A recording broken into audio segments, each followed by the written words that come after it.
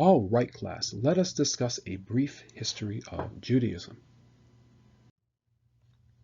Now, disclaimer time. So this lecture is not designed to be an exhaustive presentation of the history of Judaism. Rather, because this is a 200-level Major Religions of the World course, it is designed to give us a general overview of major events in Jewish history. In addition, we will consider both traditional dates of biblical events as well as modern historical dates as outlined in our textbook. That is, often there is a discrepancy between traditional dates and modern historical dates, so out of fairness, we will consider both dating methods in our examination. So with this in mind, let us continue. So the story of Judaism begins with the patriarch Abraham in the book of Genesis. And the term patriarch literally means father and refers to prophetic figures in the Tanakh who are considered the fathers of Judaism. And given that Abraham is arguably the first patriarch, he is often given the honor of being the father of Judaism. And according to the book of Genesis, God called upon Abraham to establish a great nation in the land of Canaan. So in the book of Genesis, it is discussed that Abraham is living in the land of Ur in Mesopotamia, and God calls upon Abraham to move his entire family to the land of Canaan, which will later become the kingdom of Israel, so that he may establish a great nation.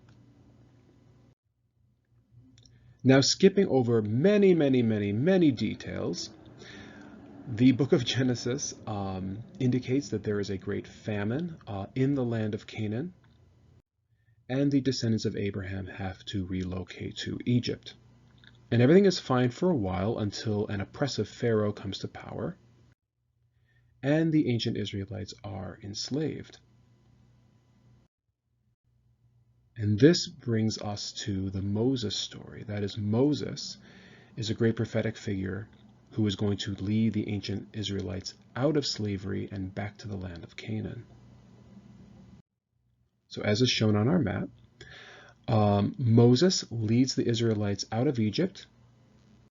About halfway there, they receive the divine law dictated to God to Moses on Mount Sinai.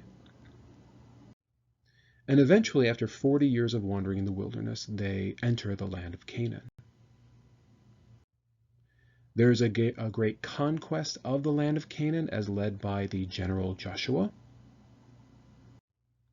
And eventually the kingdom of Israel is established between 1100 to 900 BCE.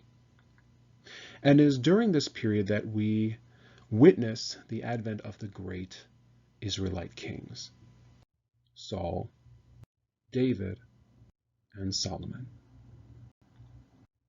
And it is under Solomon's reign that the first temple is built in Jerusalem.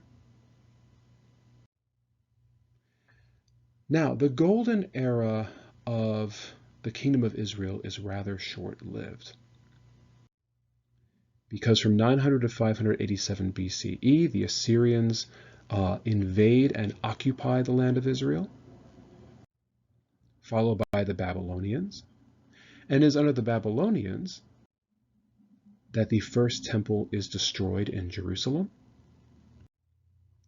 and many of the Israelites are exiled to Babylon. But after the Babylonians are defeated by the Persians, many are allowed to return back to the land of Israel to once again establish Jerusalem, and the second temple is built.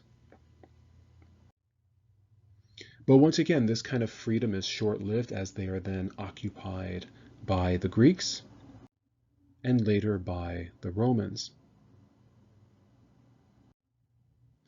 And it is under Roman occupation that many what are called zealots rebel against Roman authority, which results in the destruction of the Second Temple in 70 CE.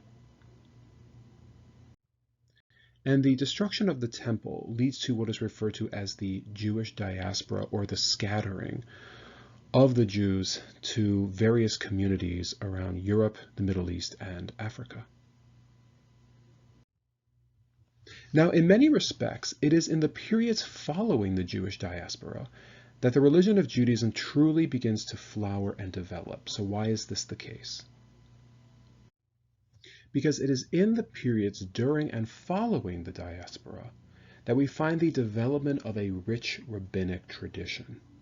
So the term rabbi literally means master or teacher, and a rabbi is a scholar or interpreter of the Torah. And we find during this time just very fascinating dialogues between rabbis regarding the major teachings and practices of the Jewish faith. So it is during the period of the diaspora that we find the completion of the Mishnah, which is a major rabbinic commentary on the Torah,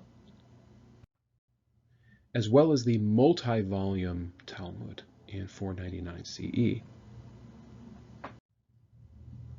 And it is also in the medieval period that we find the golden age of rabbinic Judaism. So figures like Moses Maimonides and Nachmanides, are writing and teaching in this time, just to name a few. And it is also during and following the period of the diaspora that synagogue worship, which is central to Jewish life today, really develops as a major part of Jewish life. And it is also during the medieval period that we have the advent of Kabbalah, or Jewish mysticism.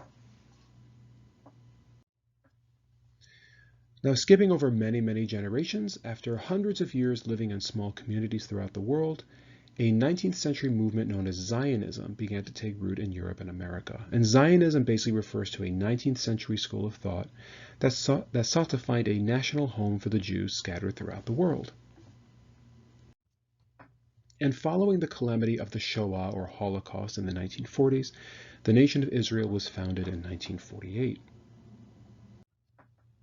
And although the establishment of the nation of Israel was considered by many a great triumph, it was not without controversy, and to this day there exist tensions between Israelis and Palestinians, as well as between Israelis and the nations of the greater Middle East.